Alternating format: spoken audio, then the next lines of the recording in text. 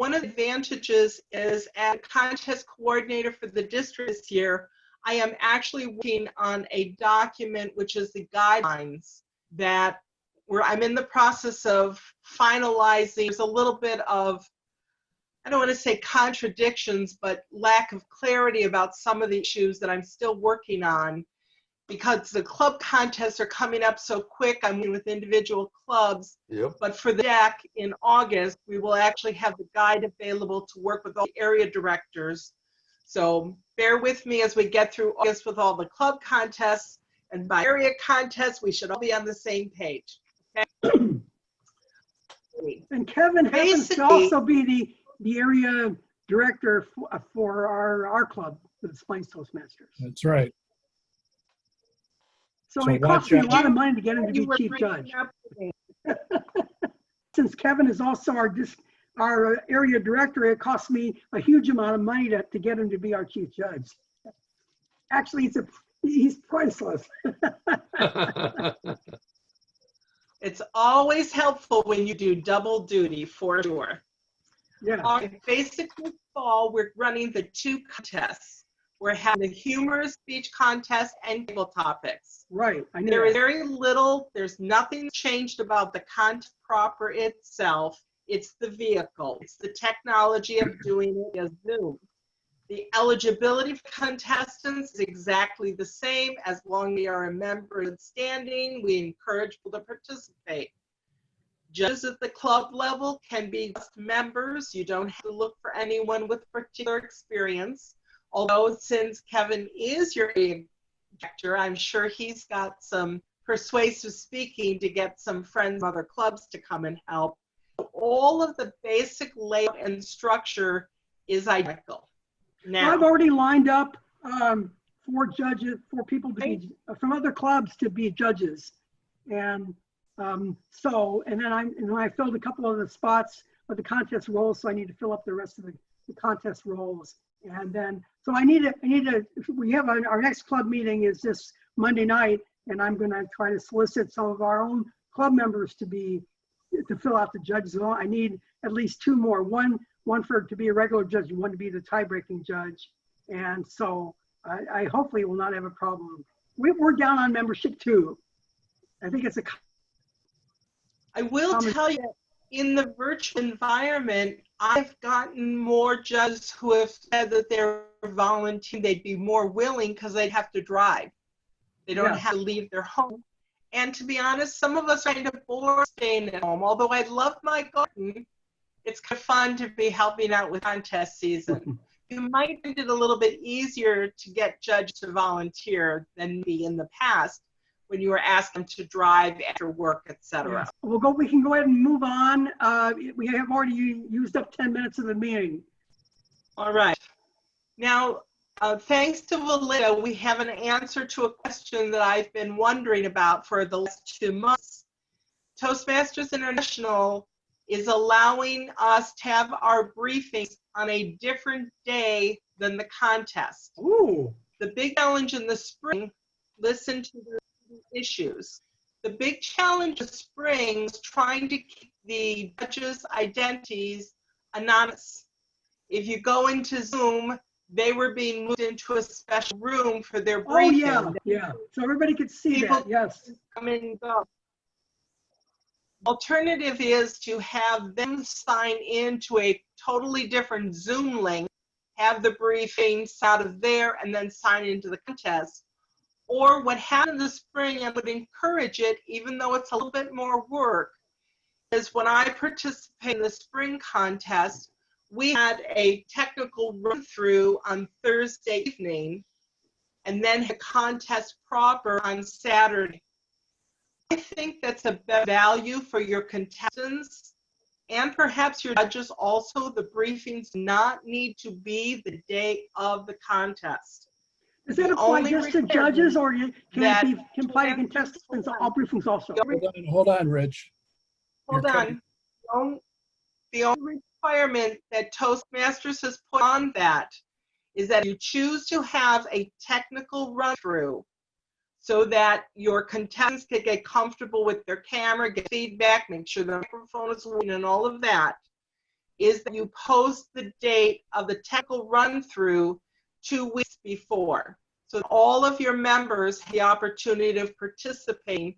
They are not required to participate in the technical run-through, but it is a way that you do the contestants briefing at a different time so that on the day of the contest, you can just focus and get going.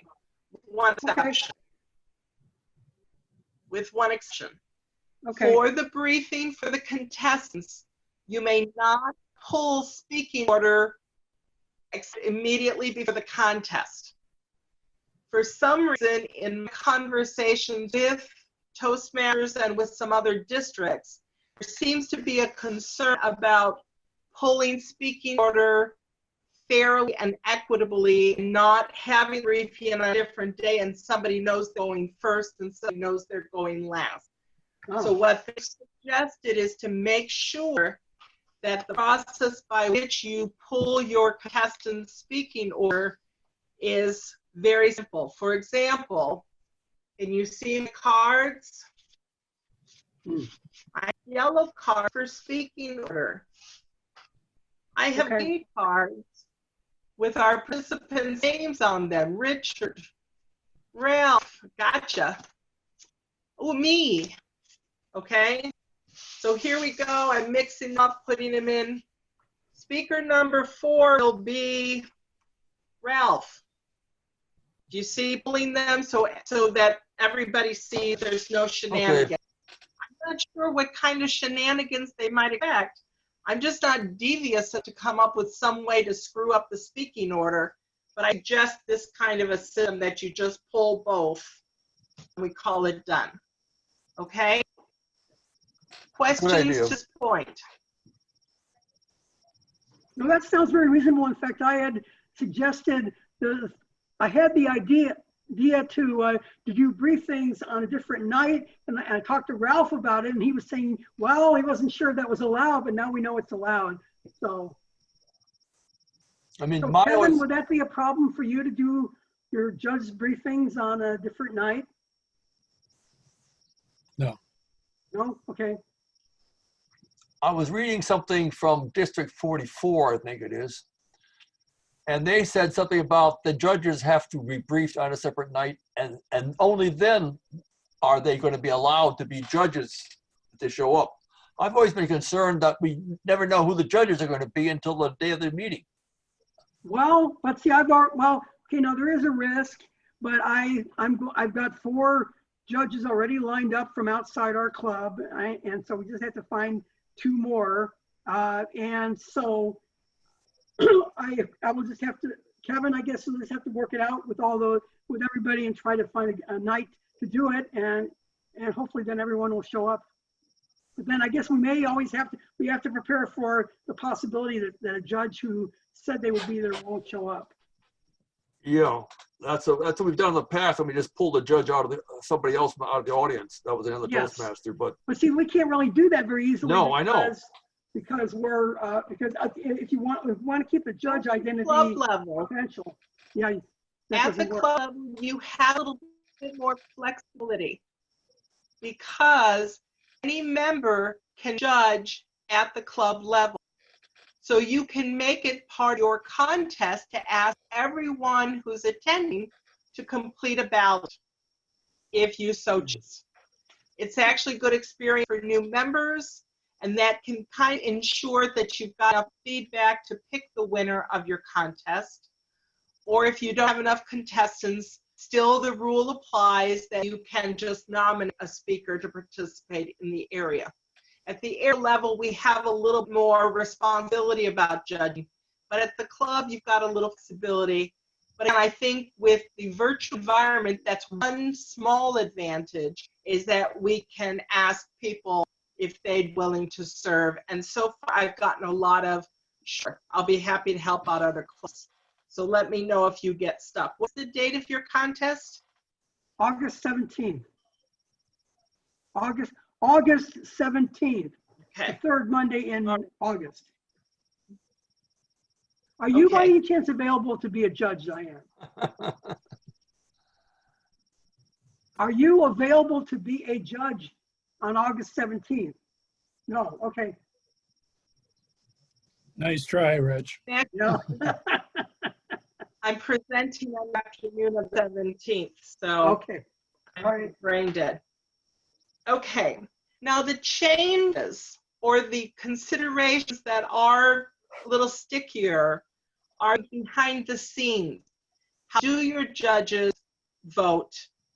Toastmasters is, they aren't prohibiting, but they are strongly adverse to using any kind of online survey or whatever.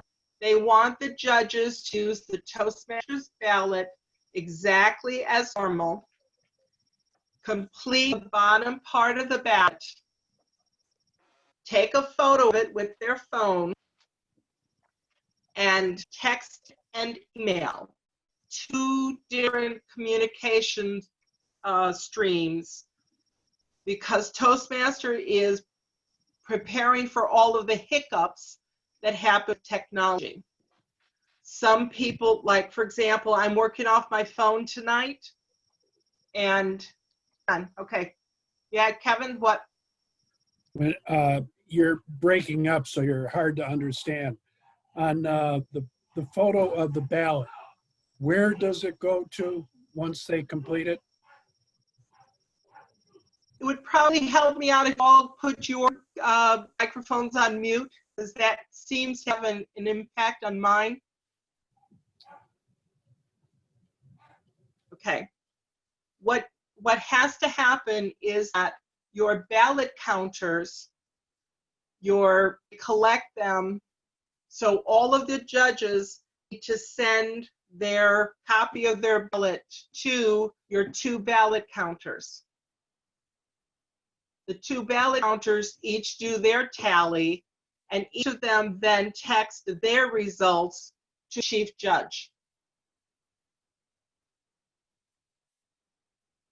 And again, what's been seeming to work the best is if they text it and also email it. It's the same stream. So during, it's been faxing, guys. During the judging, the judges need to get the 2 phone numbers or the 2 text numbers, the ballot counters, and both of those need to send on to the Chief Judge. That way you've got the verification from both of them. All right? Yeah, Ralph? Then the counter's tally sheet has to be photographed, and both of them have to be photographed, and then they have to be both sent to the Chief Judge. Now, of course, I don't have a cell phone. My wife does, but I don't, so I can never be a judge. And I don't text, don't tweet. I use the old phone system, or I scan and email. In my view of things, I thought just making a phone call and voice voting would be enough, but they want to make certain that there's some way to document so that there's no shenanigans. They're being uber careful. I think we're kind of doing it a little bit overboard this fall to work out these kinks, so that when we get to the ISC, everything is much smoother. So yeah, like I said, I would be perfectly comfortable with the ballot counters calling in, but that's not the recommendation at this time. Okay? The other exception, yeah? No, I was going to say, you can also scan. Sorry, go ahead. Question now, just to reinforce what you're saying. So we can't use chat to give the total. It has to be text and then text to the Chief Judge. No other way. The chat function, we've been having rather conversations about it. And the recommendation is to protect the process is that the chat function should be turned off from the first contestant until all of the ballots are collected, so that there's no influence on the chat going to the judges. Now, I have been told that you can in Zoom, there's no either or. You can't say these 4 people can be in a chat room by themselves unless they're in a breakout room, but then that exposes their identity. So there has been a number of conversations about using chat as a function, and it's been strongly discouraged during the contest proper. During the time that the contestants are interviewed, no problem. But during the contest proper, there should be no chat function enabled for the contest. Can the host The then goal is block? to get as streamlined as possible. No, I said, can the host then block chat from everybody? And record and all the other options. Yes, and that's one of the things that Jerry has been studying, all the different technicalities in Zoom, and so he will be able to manage that. Okay. So we are recommending no chat during the contest proper until all of the ballots have been collected, which it does take a little bit longer during the technical because we're not in the same room. So that's taken a little bit of time. And Belinda and I have been discussing what things might be going on instead of sitting and twiddling your thumbs, that we may be able to make D30 announcements or, do some different things, maybe have some music playing so that, people who are attending the contest, don't sign off. And, Toastmasters International has also offered the opportunity that you can close the contest and reconvene in half an hour to give everybody a break, and then they come back for the results. That might be something that you'd want to do, but I think at the club level, I don't think it will take terribly long for you to register your ballots and work through this process. I don't, again, we can talk about the options of things that you can do during that wait time. It was a little bit longer for some of the contests in the spring because everybody's working through that. We have been working with a number of individuals in the district to develop excellent Zoom skills, what I'm calling Zoom masters, specifically for the contests. So unfortunately, we don't have them out there yet, the clubs, but again, by the time we get to the area, we should have a group of people that can answer all these questions and coach, or help be second. One Toastmasters International is strongly suggesting is that we have backups for every role. Well, sometimes it's hard enough to get, your primary functionaries. And so I would suggest if you can get more judges than you need, it doesn't hurt to have more judges. It's just a problem if you only have 1 or 2, okay? So we want to back that up as much as possible. Any questions? Yeah, I have a question. Since Ralph doesn't have a smartphone, how is he going to, as the contest master, how is he going to get the contest results in order to announce them? Ralph does not have a smartphone. So how is he, so therefore, I will not be able to email him the contest results. How is he going to announce them? My wife has one, but I don't know how to use it, except to make a phone call. You're muted, Diane. So make a phone call. Once the results are known, you can make a phone call. What communication works for you? Toastmasters International just wants there to be some paper verification for collecting the ballots and that. But Ralph, if you don't have a smartphone, how are you going to be able to even get a phone call during, well, actually, you'll be at home. So, Yes. So I think, yeah, you'll be at home. That's right. Yes. You won't be in front of a bunch of people. You'll be at home. So you'll be able to get a call. I tend to turn my phone off because I get all these weird phone calls coming in the middle of whenever I'm online. So But that night you can yes. leave the phone on. I do the Yes. same thing. And it'll go to the recorder anyway. Right, and also, so Kevin then would need to know your phone number, and I mean, it's in the club directory. So Yep. then Kevin, then on the night of after you get the results from all the ballot counters, you can then call Ralph with the results.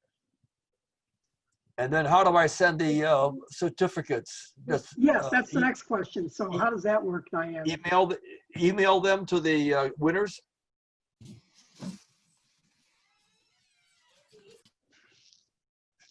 She's cut off. Now, that brings me to the sticky wicket, as they say, of contests in a virtual environment.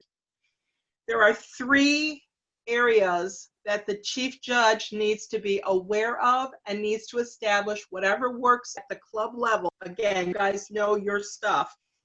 You know what you have, you know what you have access to. There are 3 areas that you need to make certain are really clearly identified for the contest. The first is what we've just been talking about, the processing of the ballots. The judges are to fill them out exactly as normal, take a photo or scan, whichever is more convenient for them, and text or email or both. TI is recommending both for verification. So processing ballots is the first thing. That means your judges are going to need to have the ballot counters contact. They're also going to need to have the chief judge's contact. That's the first area. The second area that takes a little bit of planning, a little bit of strategizing, is if there is a protest. I have been chief judge at more contests in District 30 than I care to admit, and I've been involved with 3 protests. 2 of them were both for humorous speeches, and the challenge was always to originality. What has to happen is judges and contestants are the only 2 categories of people who can lodge a protest. They need to make that reach out and contact the chief judge. So whoever your chief judge is, the contestants need to have that contact information for protest purposes.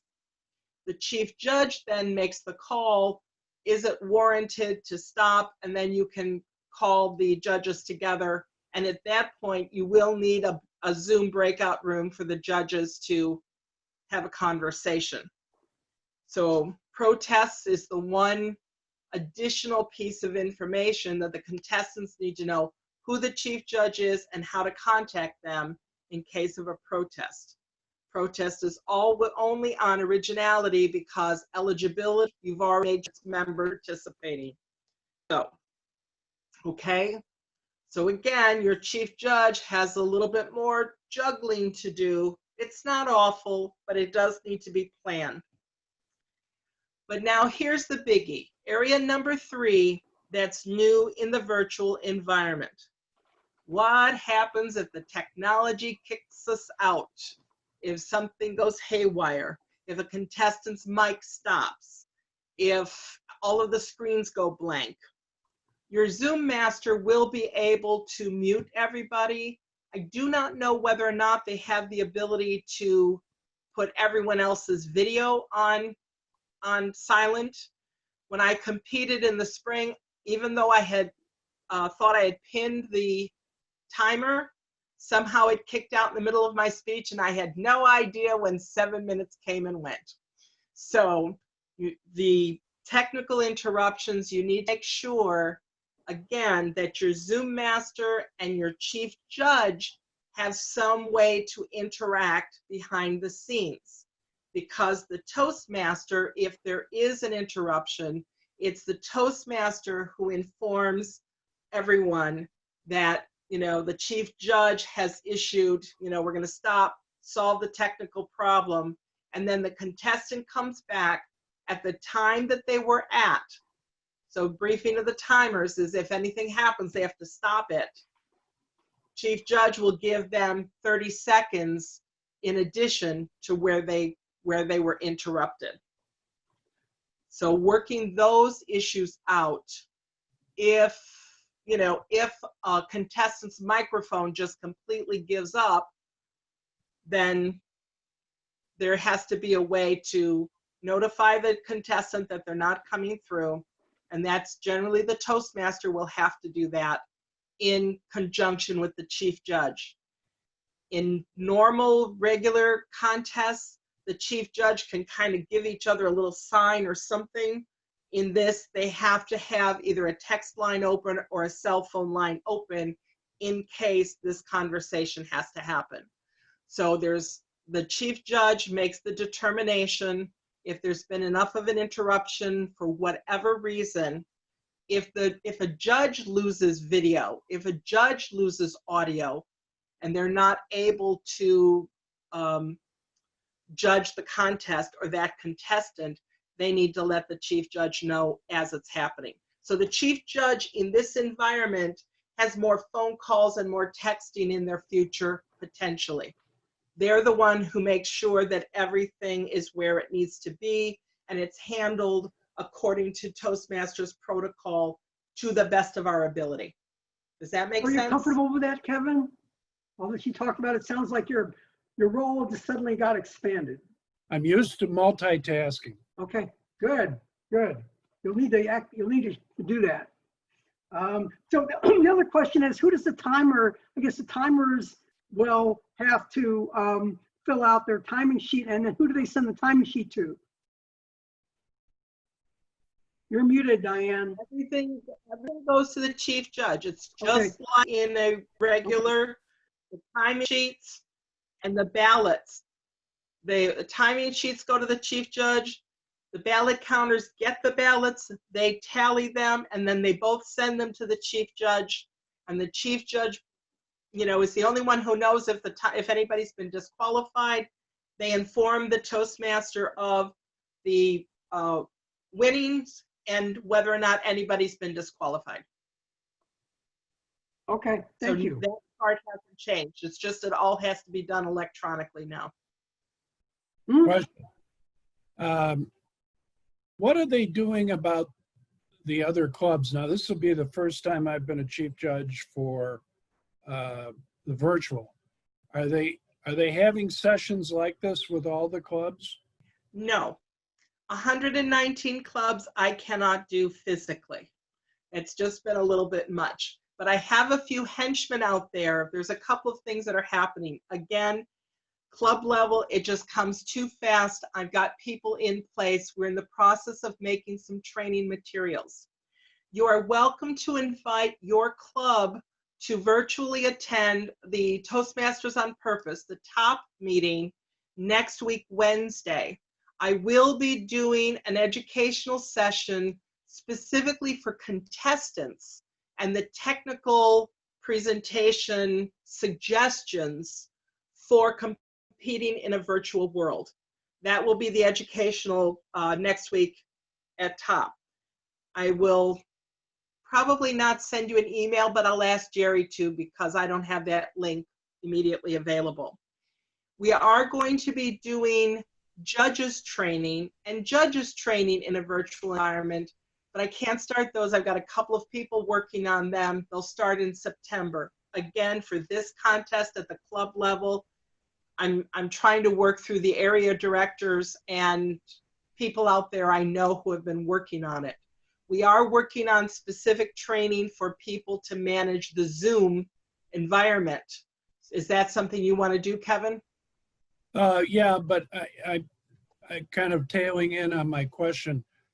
My other club, what I'm thinking ahead is, should they approach somebody if they want to have, let's say, somebody like yourself or one of your cohorts give a presentation on the judging for virtual contests? What would you recommend? For specifically the judging process or for the contest administration process? All of it? The overall meeting.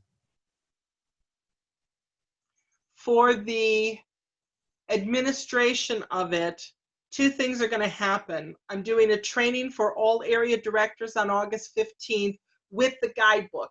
The things we're talking through, I'm going to do required and suggested practices, and people in the district you can go to for help with that specific issue. Okay. We're also doing a guideline for how the briefings have to be adjusted. The briefing for judges have to include these details. The briefing for timers have to include these details. The briefing for, I'm going through all of that, but I can't release any of it until the trio approves it. but I'm still waiting for answers from TI about 3 little things. So again, I apologize, club contests come up so fast, we didn't get a chance to get everybody connected. Of course, Toastmasters International created a very dense 4-page document that is supposed to be the best practices, but some of it are contradictory. Like it says over here to do this and it says over here to do that, and you can't do them both. So, but they've had a number of different districts and they've been compiling. So now we've been working through all of those and putting them into a logical order. The other thing that the reason I said yes to doing this is not so much the technical, but I'm a fuss budget, a persnickety. You know, everybody knows that I'm a contest freak and I don't give a hoot about the trophies. I think they're the best learning experience for all of us. So I actually have a how to judge a humorous contest online video coming. How to judge a table topics contest. What are the criteria on each of the ballots? That's what I wanted to do. And Zoom just happened to be in my way. So I'm doing the Zoom too, but those things are coming. Go ahead, Kevin. You're muted. Question, it sounds like at the beginning of the meeting, the contest, it's very important to go through a briefing of the membership on the way this is being run and clearly identify the roles of the various administrators so they understand it. Because I'm sure with this group, there are a couple people that are used to the old method, and some of these curveballs that are in there, that we better familiarize them ahead of time at the beginning of the meeting. I do agree. As part of this guide that I'm putting is updated briefing, what the Toastmasters should announce in advance.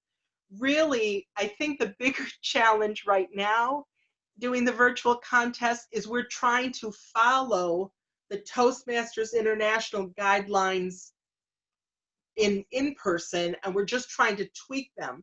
It might have been easier just to throw those completely out and start with, you know, virtual rules being a little different.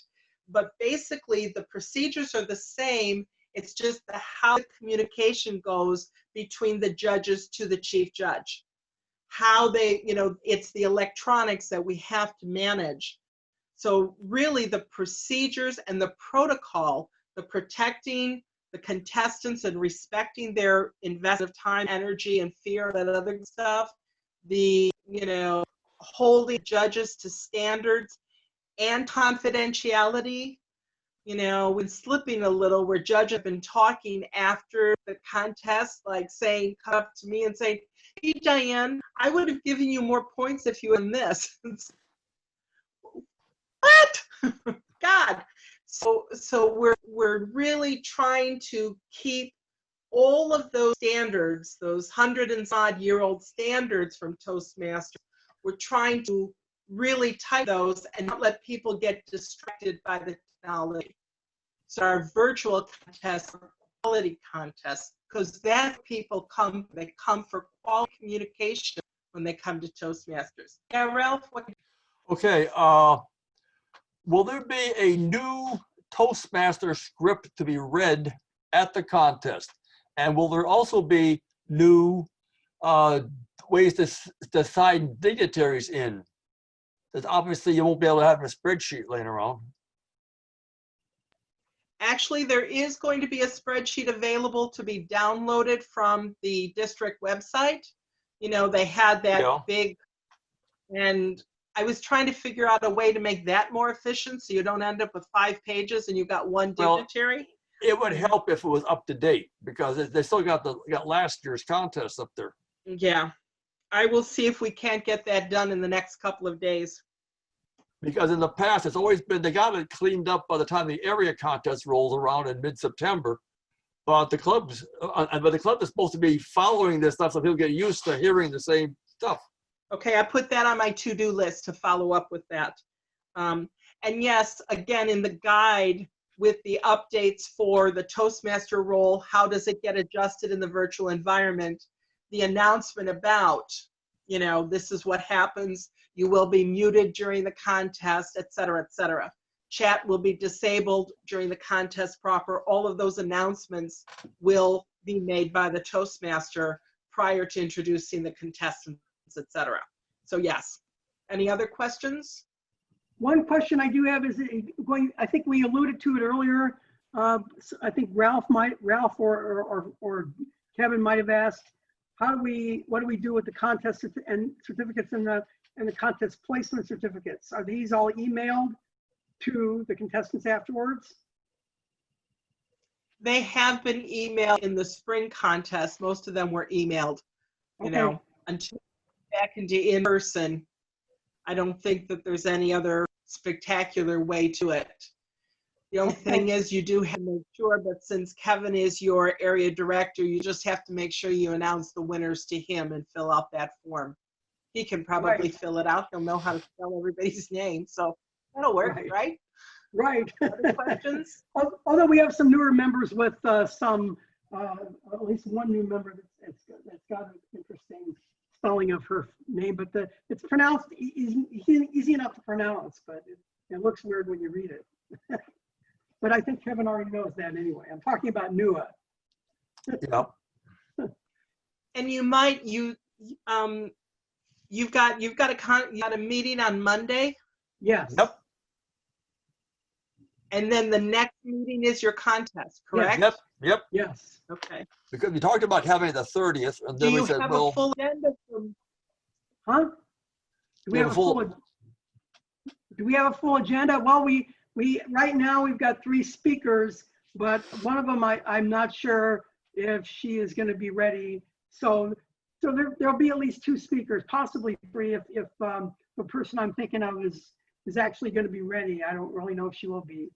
But otherwise, so we basically have a full agenda, but we can always fit something else in if we need to. Did you have something in Well, I'm mind? just thinking you might do an educational speech reviewing these policies with the membership at the next meeting so that they're prepared for the contest.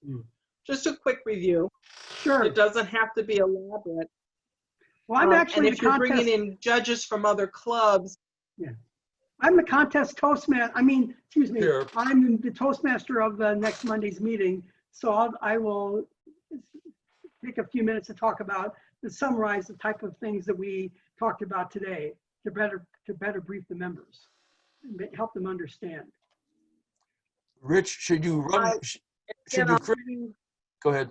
I'm sorry, somebody's talking. I was going to suggest that Rich write out his understanding of what was just said and have Diane review it before he mutters it at the meeting and finds out that he made a mistake. Well, I've taken extensive notes, so I'm pretty confident that I won't be muttering things up. Okay. And I will ask Jerry to send you the link for next week's top meeting. But that's basic from, like I said, the contestants, the environment to make them comfortable with participating in a contest. And I will, in that meeting, I will review for contestants if there's a technical problem that they are to contact their chief judge. So before the contest, they need to make sure that they know, or signal to the Toastmaster in some way. So I'll be including that from the contestant's perspective for that. Is there anything else? I can't think of anything at this point in time. I think you've answered all my questions. Hearing no other questions, thank you very much, Diane. I really appreciate you doing this for us. No worries. Like I said, I'm really committed to improving the quality of contests across the district this year. And I do have some other features coming, but I promised people that I wouldn't be breathing down their neck and they have to have them done tomorrow. So our goal was to reach out and help clubs that are struggling with this. And by the area contest, hopefully you'll all have gotten the guide. When you do receive the guide, I would truly appreciate feedback and suggestions so that this can be a document that the district really depend on going forward, not just to improve the, the procedures and learning how to do it in a virtual environment, but I'm calling it being virtually victorious, that we all learn how to use this new environment and this new tool that we have and really, really find a way to promote the Toastmaster quality standards that I think we've been a little shy on lately. So I'm open to any suggestions or feedback, and you now all have my email address, so please reach out to me at any time. I'm happy to help. Great, Okay? thank you so much. And I will have Jerry get in touch with you in terms of the Zooming, and let me know what you decide to do about your briefings, if you're going to do them the day of the contest or if you want to set them up in advance. If you do them in advance, just make sure you. Well, no, I mean, Kevin, I think doing the judges' briefings in advance sounds to me like the better option. But think about it. Just let me know by Monday night what you want to do. And Ralph, also, no, I guess I'll be the one doing the other briefings. So I mean, I'm in favor of doing them ahead of time. But Kevin, if you have a good reason to not to do it ahead of time, we can talk about it Monday night. Otherwise, we'll just go ahead and assume that we'll do them in advance, and we'll talk later about how to do all that. Something to consider. People are very busy, and so we're asking them to put in an extra hour or two on a Sunday or Saturday. It means that people may not be available to learn how to do it right. Right. Well, we'll take that. If we find out that it's not going to work, if we start contacting various people involved and we find out, no, it's not going to work to do it ahead of time, then we'll have to arrange to do it in advance. It could be that we could have them do the judges and other of the briefings at 6 o'clock when our meeting starts at 7. So it happened to be a separate meeting, so it could still be done that night. Yes, if we need to.